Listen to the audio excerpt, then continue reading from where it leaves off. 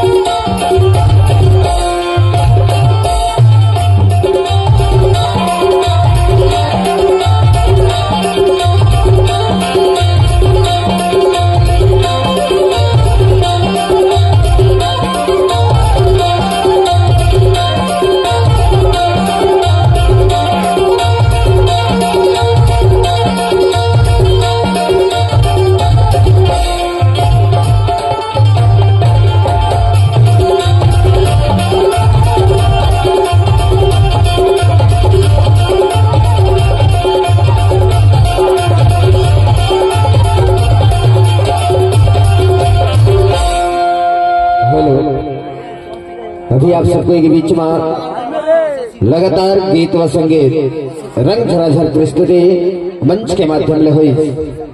भाई गौदास मोंगरे देहाती बाबू रमेश पूनम महाराज जी के अंदाज में आप सबको सुने तमाम सारे गीत व संगीत में खुश होकर के आप हैं रामपाल पेंद्रो जी। 20 रुपए का सप्रेम राशि आपने हमारी संस्था को दिया है।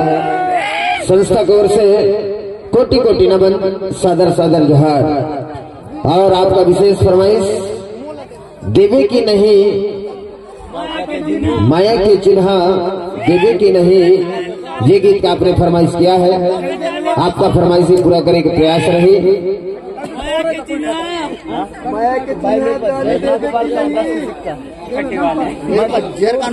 और आप हैं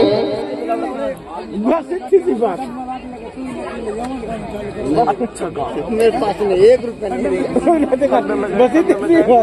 यशवीन पेंद्रो जी घोड़ा दी से 100 रुपए सप्रेम राशि आपने इस मंच को दिया है।